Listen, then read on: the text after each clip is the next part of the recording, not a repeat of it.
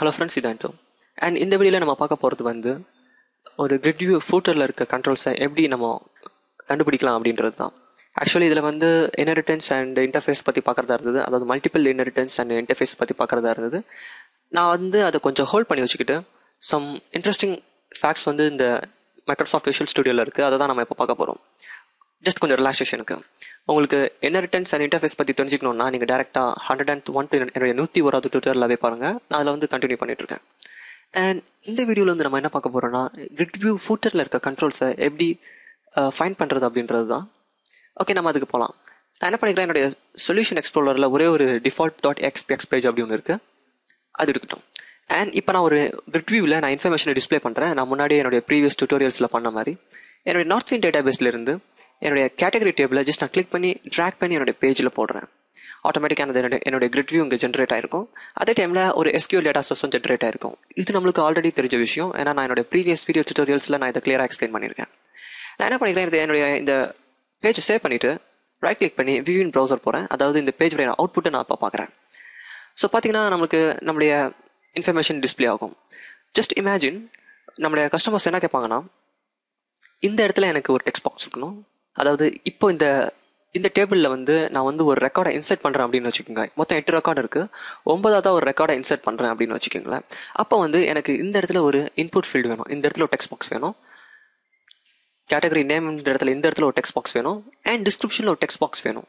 And அது பக்கத்தில் ஆடுன்னு ஒரு பட்டன் இருக்கும். அந்த பட்டனை கிளிக் பண்ணால் என்னோட ரெக்கார்ட் இதில் இன்சர்ட் ஆகும். கரெக்ட்? ஸோ இதுதான் நமக்கு ரெக்குவயர்மெண்ட்டாக இருக்கும். பட் நம்ம இந்த இடத்துல வந்து நம்ம டெக்ஸ்ட் பாக்ஸை ஆட் பண்ணி இங்கே ஒரு ஆட் கமெண்ட் வைக்கலாம். பட் ஆனால் அது பார்க்குறதுக்கு நல்லா இருக்காது. அதுக்கு பதிலாக நம்ம என்ன பண்ணலாம், இந்த கிரிட் வியூக்கு கீழே இந்த கிரிட் வியூக்கு ஒரு ஃபூட்டர் இருக்குது. ஸோ அந்த ஃபூட்டர் கண்ட்ரோல் ஃபஸ்ட் நம்ம எனேபிள் பண்ணலாம். அதுக்கு நான் என்ன பண்ணிக்கிறேன், என்னுடைய கிரிட் வியூவை கிளிக் பண்ணிவிட்டு என்னுடைய ப்ராப்பர்ட்டி ஏரியாவுக்கு வரேன். Grid view property area. So இந்த கிரிட் வியூ ப்ராப்பர்ட்டிலேருந்து பார்த்தீங்கன்னா ஷோ கிரிட் வியூ ஃபூட்டர் அப்படின்னு ஒரு கண்ட்ரோல் இருக்கும். ஜஸ்ட் நம்ம அதை தேடி எடுத்துக்கலாம். ஓகே, நான் இதை கொஞ்சம் பெருசாக்கிட்டேன். அண்ட் இதில் பார்த்தீங்கன்னா show footer and show header இருக்குது. ஷோ ஹெடர் நமக்கு ட்ரூவில் இருக்குது ஆல்ரெடி. அப்போ அதனால தான் நம்மளுக்கு இந்த category ID, category name and டிஸ்கிரிப்ஷன்லாம் தெரியுது. ஸோ இது வந்து நம்மளுக்கு கிரிட் வியூவோட ஹெடர் நமக்கு நார்மலாக தெரிஞ்சது தான். பட் கிரிட் வியூ ஃபூட்டர் வந்து இங்கே வந்து நமக்கு கண்ணுக்கு தெரியாமல் இருக்குது. அதை வந்து நம்ம இப்போ எனேபிள் பண்ணலாம், அதாவது அதை தெரிய வைக்கலாம். இங்கே பார்த்தீங்கன்னா ஷோ ஃபூட்டர் அப்படின்னு இருக்குல்ல, இதை வந்து ஜஸ்ட் கிளிக் பண்ணி ட்ரூவாக மாற்றிடுங்க. ட்ரூவாக மாற்றினோன்னா ஆட்டோமேட்டிக்காக நம்மளுக்கு வந்து கிரிட் வியூ கீழே வந்து அந்த ஃபூட்டர் இப்போ நமக்கு தெரியும். ஸோ நான் என்னுடைய ஃபைலை சேவ் பண்ணிக்கிறேன். சேவ் பண்ணிவிட்டு என்னுடைய அவுட்புட்டில் நான் பார்க்குறேன்.